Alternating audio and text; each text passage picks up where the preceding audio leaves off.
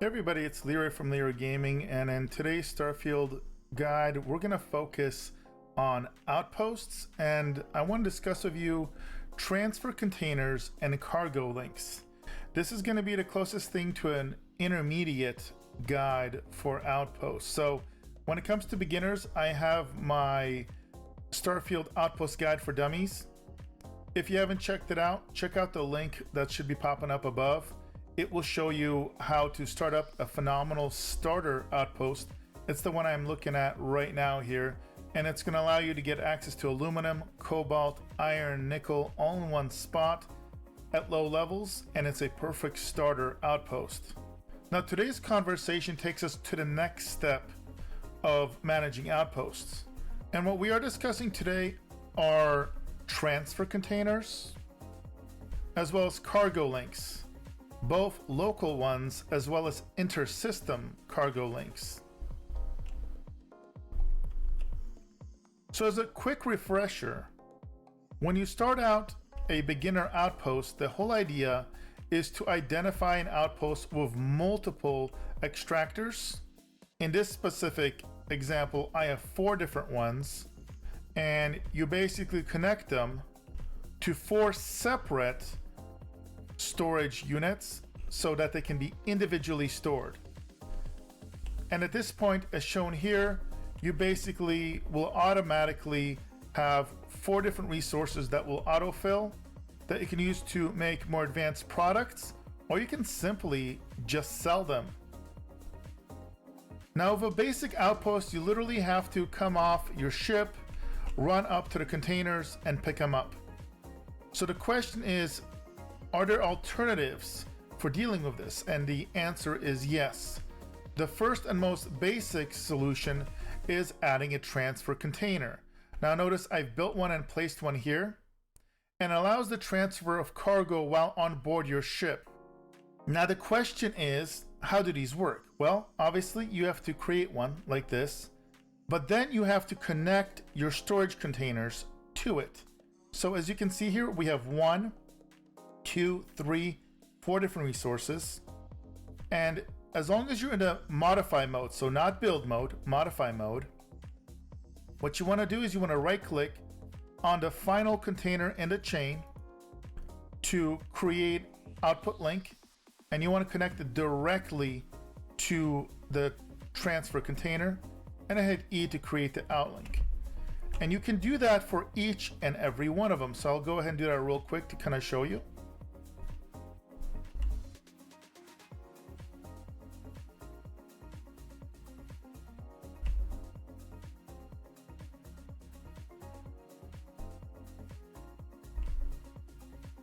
So what you see now are these 4 different sections of storage containers, and they're all connected to the transfer container.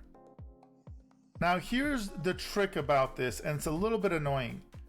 If you actually have resources in these containers, which you are likely to have, the second that you connect the very first one, it's likely to fully fill up this container.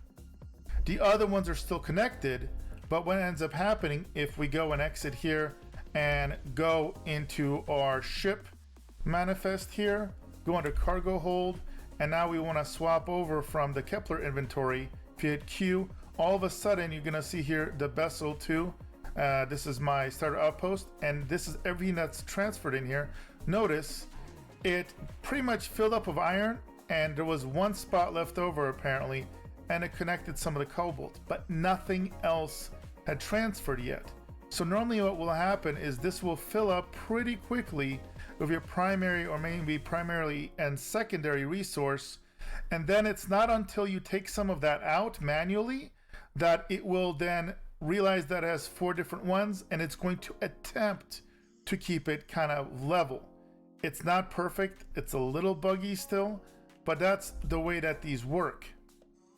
And the whole idea is that you can land, and while in your ship, go through the interface I just showed you to take things out of inventory and leave. So this is meant to be an alternative to landing, running to each storage section, and manually emptying them and grabbing them. Now I will tell you that for most management of outposts, this is by default probably all you need. for optimal utilization of your resources. The idea is you may have a couple planets that produce resources and you can fly from them using quick travel, land, pick up the resources and leave and take them wherever you want. It's also the least buggy option.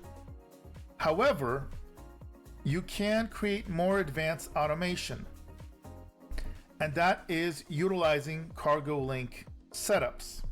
Now in this video, we're going to discuss the basics of cargo links, but if you want to know how to maximize them and utilize them, I'm going to be doing an advanced video. Look for that advanced video coming soon. So sticking to the basics, there are two different cargo link containers, and visually they look almost identical. So this one right here is an inner system one, and the only difference is you're going to notice that it does have the input point that I'm pointing at here. This is the output, and the intersystem one has this back area that you have to connect because it actually uses helium to power itself. So you gotta have a storage set up here with helium in order for this to function. Now it's very important that anytime you use one of these, and you can have up to 3 baseline. I have an upgrade so I can have 6, but you can have up to 3 of these baseline per outpost. You do not want to mix multiple resources coming in or out on these. You only want to basically relegate one of these for outgoing or incoming resources, and only one at a time. So for example, you were to connect multiple of these resources and try and ship them out, the game gets buggy. While it may be able to theoretically handle this, it tends to cause issues more often than not. So if you wanted to, for example, export 3 out of these 4 resources to planets that are outside of the solar system, then you would want to actually create 3 different ones of these, and you would have to ship them out individually.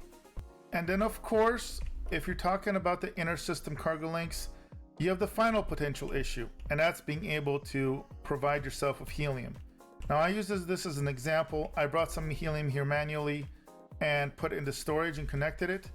But if you do not have helium that's produced on this particular planet, and most of it is going to be on moons, what you're going to need to do is have another cargo link from either a local moon, connect from there to here. So you'd place another cargo link here and have it shipped directly into this storage room so it can feed it.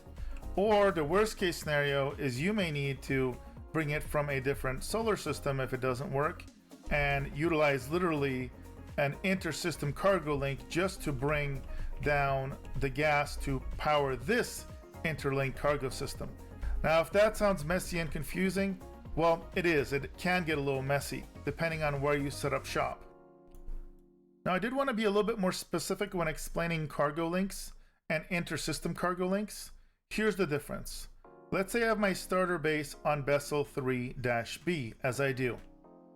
If I wanted to get a resource from a different planet, let's say Vessel 3 here, or let's say Vessel 2, and I had an outpost on there, I could use a basic cargo link on Vessel 2 and then a basic one on Vessel 3-B, and those can connect no problem because they're in the same solar system without using any helium. However, let's say I want to connect this area with my outpost on Altair. That's a different system. If I wanted to go ahead and share resources between those two, each one of them is going to need an inter-system cargo link. Here's a perfect example of an outpost where I export silver. So here's my silver extractor. It goes to all my storage units. Those are connected to the output here. I have a separate setup where I have helium coming in to power it. And now if you take a look, click on the control panel, and here you go ahead. I got my perfect resource extractor city. Notice I have 3 cargo links that I can still utilize. Mouse over it, select it, hit confirm, and all of a sudden you'll see my silver is outgoing to perfect resource extractor.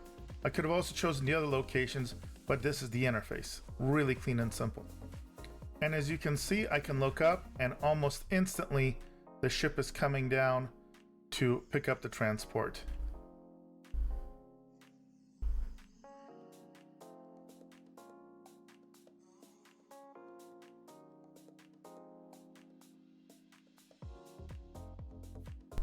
So are cargo links worth it? Short answer is no if you're trying to keep things simple and small, but potentially yes if you want to create a big system. If you're going to invest in skills and you really want to do kind of an outpost empire where you're going to have not just 6 outposts, but you're going to go get 12, 18, 24 outposts and get really funky with it, well, then you're going to want to invest. Otherwise, my personal recommendation is stay away from the cargo link systems. Set up your different outposts that produce whatever materials you need with a transfer container. Connect them all individually to the transfer container. Rename your outpost so that you can easily identify what is going to be exported out. That's what I do.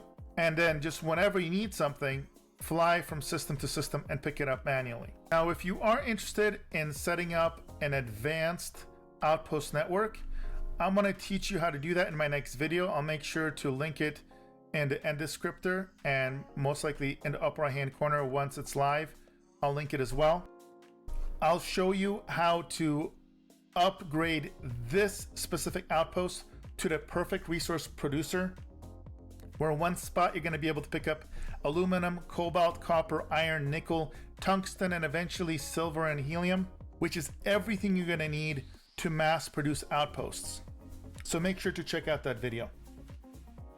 But for now, I hope this kind of gives you a better understanding of how transfer containers and cargo links work. If you did find it helpful, make sure to drop a like, subscribe for more content. And again, thank you for all your support, and I'll see you in the next video.